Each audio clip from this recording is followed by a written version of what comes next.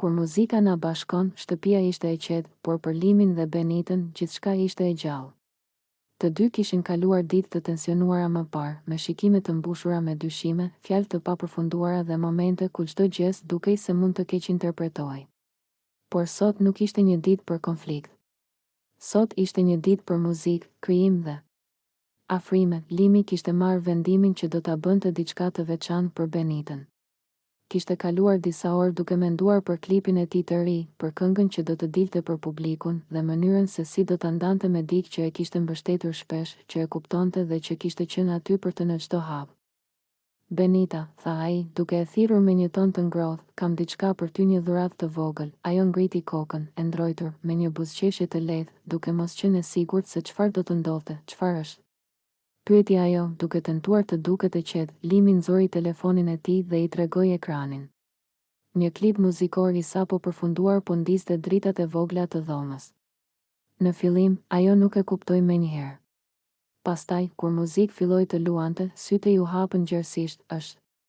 Murmuriti ajo, po, tha Limi, duke i buzëqeshur, është klipi i këngës time të re. Dhe ti je pjesë e dhuratës. E ke gratis nga unë. Benita mbeti e shtangur. Jo nga madhështia e klipit, por nga ajo që nënkuptonte kjo gjes. Nuk ishte thjesht një dhuratë. Ishte mënyra e Limit për të treguar se e vlerësonte, se kujdesi dhe afërsia e tij nuk ishin thjesht fjalë, nuk e di çfarë të them. Tha ajo, duke tundur kokën dhe duke i ndier lotët që rriteshin ngadalë. Nuk ka nevojë për fjalë, tha Limi, duke i dhënë një shikim të qetë dhe të përqendruar. Më beso, nuk dua asgjë përveç që të shohësh këtë dhe të kuptosh. Se gjithçka ka një kuptim të vogël personal. Benita e shikoi klipin. Muzika i preku ndjenjat. Pamjet, dritat, atmosfera, por mbi të gjitha ajo ndjeu atë lidhje që kishte gjithmonë me Limin. Atë ndjenjë të mbrojtjes dhe mirëkuptimit që rrallë gjën jashtë vetes. Nuk e prisja, tha ajo më në fund, duke i dhënë një buzëqeshje të ngrohtë. Nuk më duhet asgjë tjetër. Limi e pa dhe buzëqeshi. Nuk kishte nevojë të thoshte më shumë. Fjalët ishin të tepërta. Afërsia që ata ndanin tani ishte më e fortë se çdo akuzë apo tensioni i kaluar. E di, vazhdoi Benita, që kjo nuk ndryshon gjithçka. Por është një fillim i ri. Ose të paktën një moment që mund ta mbajmë vetëm për ne. Limi e kuptoi menjëherë. Nuk ishte vetëm për promovim apo publik. Ishte për ta bërë atë të ndiej e veçantë, e përfshirë dhe e mbështetur. Çfarë do të bëjmë më pas? Pyeti Benita, duke i hedhur një sy të ndritshëm. Çfarëdo që dëshiron, tha Limi. Por tani, le të shijojmë momentin. Nuk ka asnjë presion. Vetëm ne dhe kjo këngë. Ata u ulën pranë njëri tjetrit, muzikë që luante sfond dhe heshtje që nuk dukej bosh. Për një kohë të shkurtër, gjithçka tjetër ishte jashtë.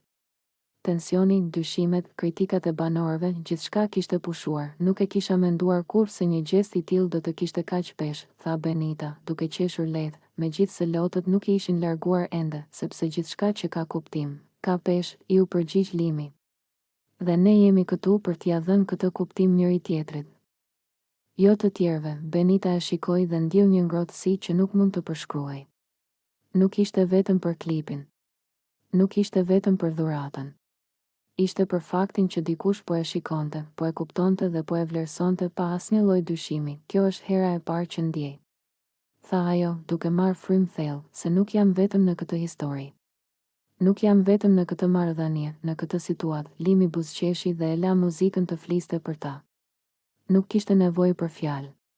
Secili moment, çdo shikim, çdo tingull i këngës ishte mënyra e tyre për të kuptuar njëri tjetrin, për të ndarë emocionet, për të krijuar një lidhje të qëndrueshme. Ndërsa klipi përfundoi, ata qëndruan aty për një moment, duke marrë frymë thellë dhe duke ndjerë atë paqe që rrallë ndjehet. Nuk ishte fundi i problemeve. Nuk ishte as fillimi i një jete të re të lehtë. Por ishte një moment i tyre, një dhuratë që shënoi një hap përpara, një kujtim të qartë që mund të mbaheshin për të përballuar çdo gjë që do të vinte më pas. Faleminderit, tha Benita më në fund, pa zë të lartë, por me gjithë zemër. Për çfarë? Pyeti Limi, për këtë. Për gjithçka që sapo ndodhi, tha ajo. Për këtë moment.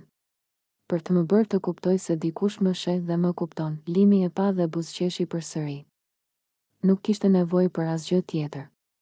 Muzika kishte folur. Zërat e tyre kishin folur. dhe për një kohë të shkurtër bota e jashtme ishte harruar. Vetëm ata dhe klipi i ri, një dhuratë e thjeshtë, por me peshë të madhe.